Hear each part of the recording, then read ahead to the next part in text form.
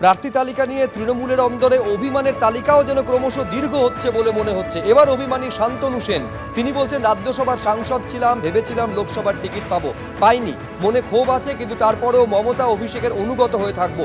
ক্ষোভের কথা জানিয়েও, অভিমানের কথা জানিয়েও দলের প্রতি আনুগত্য বজায় রাখলেন শান্তনু সেন। পরিসংখ্যান অনুযায়ী বলতে পারি যে আমি রাজ্যসভায় প্রাণপাত করে দলের জন্য কাজ করেছি, দলের হয়ে কথা বলেছি, বিজেপির বিরুদ্ধে উগ্রভাবে আন্দোলন করেছি, দল যা বলেছে সেই নির্দেশ পালন করেছি। সুতরাং ভালোভাবে কাজ করার পর হয়তো ভেবেছিলাম যে রাজ্যসভায় আবার পুনর্মনোনয়ন হবে, কিন্তু কোনো কারণে দল সেটা করতে পারেনি। পরবর্তী ক্ষেত্রে লোকসভাতেও স্বপ্ন দেখিনি তা নয়, যেহেতু পার্লামেন্টারি পলিটিক্সটা খুব মন দিয়ে করেছি তাই হয়তো ভেবেছিলাম লোকসভাতে জায়গা হতে পারে, সেটা হয়নি। আমার নিশ্চয়ই মনে কিছুটা খারাপ লেগেছে, কষ্ট হয়েছে, কিন্তু আমি পাশাপাশি বলি আমি তৃণমূল কংগ্রেসটা প্রথম দিন থেকে করি। আমি নিজের প্রফেশন বাদ দিয়ে বাকি সারা দিন রাজনীতির জন্য নিজেকে ডিভোট করি, এবং এই তৃণমূল কংগ্রেস করতে গিয়ে 2001-এর বিধানসভা নির্বাচনে পোলিং এজেন্ট বসে সিপিএমের হাতে আমি বেধড়ক মার খেয়েছি। সুতরাং মনে কষ্ট থাকলেও নিশ্চয়ই করে আশা হতে হলে কষ্ট তো লাগবে, কিন্তু আমি মমতা বন্দ্যোপাধ্যায়, অভিষেক বন্দ্যোপাধ্যায়ের অনুগত সৈনিক এবং দলের সেনাপতি হিসাবে সেই কষ্টকে চেপে রেখে দল যা দায়িত্ব দেবে এবং দল ও দলনেত্রীর ওপর পূর্ণ আস্থা এবং ভরসা রেখে দল যা দায়িত্ব দেবে আগামী দিনে নিষ্ঠার সঙ্গে একইভাবে সেই দায়িত্বই আমি পালন করব, মনে যত কষ্ট থাক।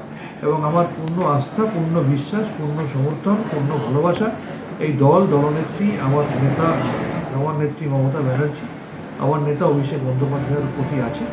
আমি বিশ্বাস করি সঠিক সময় নিশ্চয়ই সঠিক মূল্যায়ন দল করে। বাবুন বন্দ্যোপাধ্যায়ের যাবতীয় ক্ষোভ হাওড়ায় তৃণমূল প্রার্থী প্রসূন বন্দ্যোপাধ্যায়কে কেন্দ্র করে। তিনি বলছেন যে একাধিক যোগ্য প্রার্থী ছিল, যেখানে অরূপ রায় ছিলেন, সেখানে রাজীব বন্দ্যোপাধ্যায় ছিলেন, কেন প্রসূন বন্দ্যোপাধ্যায়কে প্রার্থী করা হলো তা নিয়ে যাবতীয় ক্ষোভ উগড়ে দিয়েছেন এবিপি আনন্দকে বাবুন বন্দ্যোপাধ্যায়। এমনকি হাওড়ায় নির্দল হিসেবে প্রতিদ্বন্দ্বিতা করার কথা ঘোষণা পর্যন্ত করে দিয়েছিলেন। আর তারপরই প্রচণ্ড ক্ষুব্ধ মমতা বন্দ্যোপাধ্যায় ভাই বাবুন বন্দ্যোপাধ্যায়ের সঙ্গে যাবতীয় সম্পর্ক ছিন্ন করেছেন। দেখুন, আমরা আগেই বলেছিলাম যে বাবুন ব্যানার্জি হাওড়াতে প্রার্থী হওয়ার জন্য চেষ্টা করছে, এবং বহু জায়গায় হাওড়াতে তার পোস্টার লাগানো হয়েছিল। এটা পরিবার সর্বস্ব পার্টি, পরিবারের লোকেদেরকে টিকিট দিতে হবে, পরিবারই সব। এবার পরিবারের বাইরে তো এরা কিছু ভাবতে পারে না, যখনই পরিবারের বাইরে কিছু হয়ে যায় তখন তারা চিৎকার চেঁচামেচি শুরু করে, সেটাই করছে তৃণমূলের পরিবারতন্ত্র। এখন পরিবারতন্ত্রের যেটা সমস্যা হচ্ছে, আপনি পরিবারের কতজনকে দেবেন? যত পরিবারতান্ত্রিক দল আছে সেই পরিবারতান্ত্রিক দলগুলো পরিবারের লোকেদেরকে দেখতে দেখতেই আস্তে আস্তে খতম হয়ে যাচ্ছে, শেষ হয়ে যাচ্ছে।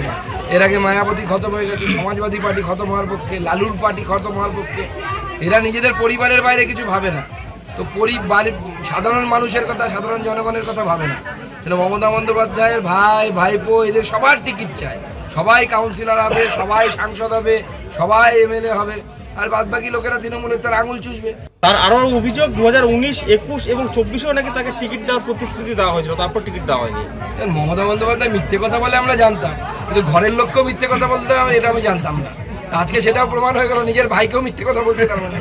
বাংলা একটা কথা আছে না, উৎপাতের ধন চিৎপাতে খাবে, তো এটাই তাই হয়েছে এই পার্টির। চারিদিকে মেরে খাওয়ার প্রতিযোগিতার মধ্যে আপনারা জানেন বাংলার আজকে মুখ্যমন্ত্রীর পরিবার, তাদের সমাজে অবস্থান, তাদের ক্ষমতার ব্যাপ্তি, তাদের ঔদ্ধত্যের প্রকাশ আপনারা সব জানেন। তাই স্বাভাবিকভাবেই একটা সময় আসে যখন ক্ষমতার দরকার হয়। শুধু দিদি একা ভোগ করবে কেন, শুধু খোকাবাবু ভোগ করবে কেন, আমরাই বাকি কম যাই। তাই তার পরিবারের মধ্যে এই প্রতিযোগিতা লাগাটা স্বাভাবিক।